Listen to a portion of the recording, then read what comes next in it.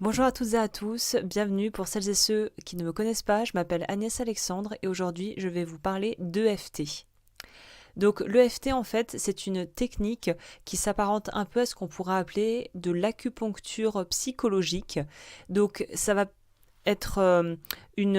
un protocole, une méthode qui va permettre de stimuler des méridiens sur le corps, donc de tapoter en fait avec les doigts plutôt que d'utiliser des aiguilles comme on le fait en acupuncture, des centres d'énergie, des méridiens dans le corps et de dire des phrases et en fait de travailler sur des sujets qui peuvent être des sujets qui nous posent problème dans notre vie ou des blocages. Et ce qui est super, c'est qu'on peut travailler à la fois sur ce qui est conscient, sur ce qui est inconscient, sur le ressenti corporel et aussi sur l'aspect aussi stress et traumatique. Donc bien sûr, pour celles et ceux qui sont un petit peu sceptiques ou réfractaires avec des approches un peu plus, on va dire, un peu moins conventionnelles, je vais le dire comme ça, je mettrai bien évidemment en barre d'informations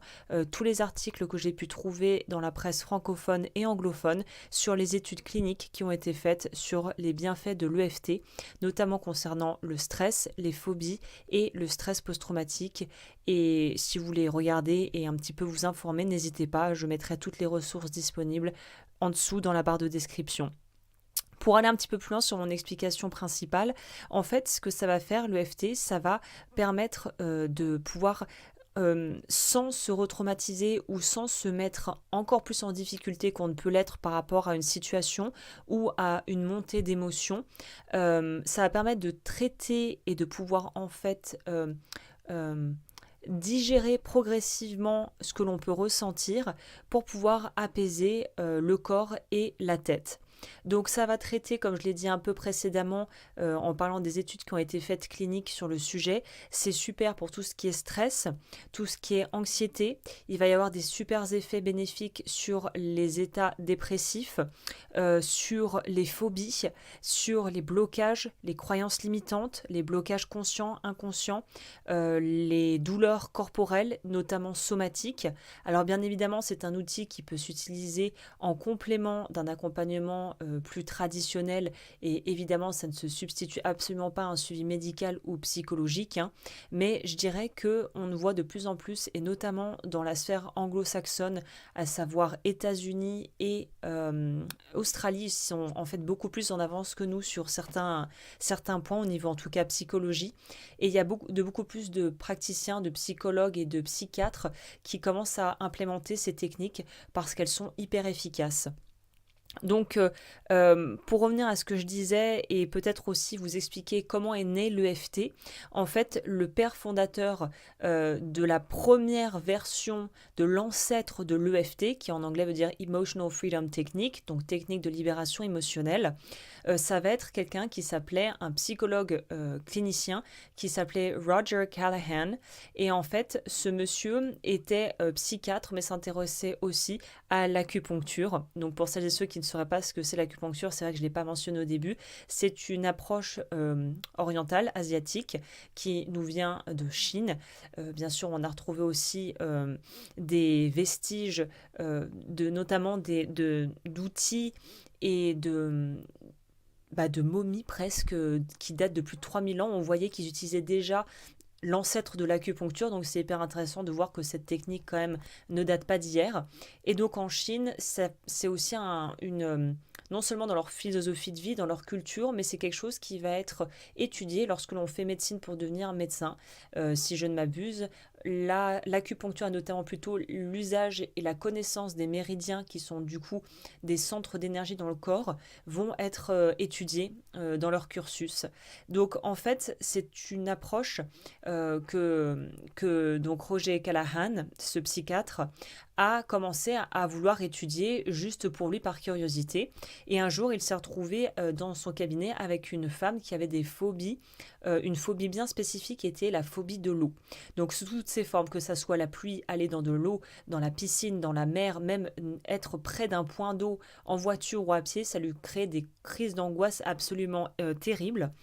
Et du coup, au vu de cette phobie, au cours d'une séance où elle avait vraiment un ressenti physique de peur, de terreur en elle, en lien avec ce qu'elle était en train de raconter sur cette phobie, eh bien, il s'est dit pourquoi pas essayer de stimuler un méridien qui va travailler justement sur calmer la nausée. Il lui a fait stimuler ce méridien avec les mains, tout simplement en pressant sur l'endroit qui était censé être le méridien pour ces problématiques de nausée et de peur et de continuer de parler de ce qu'elle était en train de vivre, de ce qu'elle ressentait. Et à son grand étonnement, eh bien, la peur a baissé, le niveau de nausée a baissé, et là il s'est dit, tiens, peut-être qu'on tient un truc. Et il a commencé à développer de plus en plus, du coup, sa recherche, en accord avec cette patiente, et ils ont réussi à venir à bout de sa phobie complètement, au bout de quelques mois, en fait, de thérapie associée et combinée avec cette approche plus d'acupuncture psychologique en allant cibler les méridiens qu'il fallait. De là, ça a tellement pris de l'ampleur son approche parce qu'en plus il avait ajouté à ça une composante un peu plus pratico-pratique où on pouvait évaluer de 0 à 10 le degré d'inconfort qu'on ressentait et en fait au fur et à mesure pouvoir voir et avoir une preuve tangible si le niveau baisse ou pas au fonction des angoisses et de ce qu'on avait à traiter, du coup ce qu'on traite ce qui est traité en séance. Et de là, quand la méthode a été bien en fait euh, on va dire, pas orchestré, c'est pas le bon, mais quand la méthode a été vraiment peaufinée, voilà le terme, ça serait plus ça, il a commencé à donner des formations pour les personnes qui voulaient utiliser cette approche qui, dans les années 70, était assez révolutionnaire et pas très bien vue, on va pas se mentir, et qui a été vraiment un petit peu, vu que c'était les années 60-70, il y avait l'émergence du New Age, voilà, de la vague hippie qui était en train de déferler à l'époque où il était déjà praticien et psychiatre.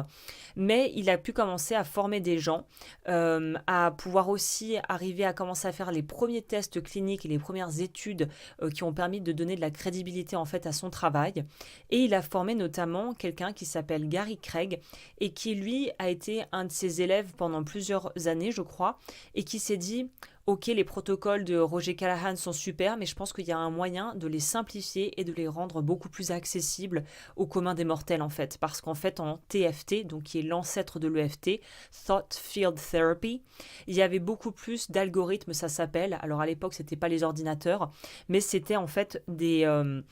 successions de protocoles avec des points bien particuliers à cibler sur le corps, avec des phrases à dire, avec une respiration en plus à mettre. Et en fait, c'était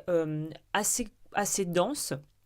Le TFT se pratique encore à l'heure actuelle, hein. Il y a des praticiens et des formateurs, mais Gary Craig s'est dit je vais essayer de simplifier tout ça au maximum pour rendre en fait l'approche beaucoup plus accessible à n'importe qui. C'est ce qu'il a fait, il a développé son propre mouvement qui était donc du coup l'EFT, Emotional Freedom Technique, qui est encore aujourd'hui de plus en plus finalement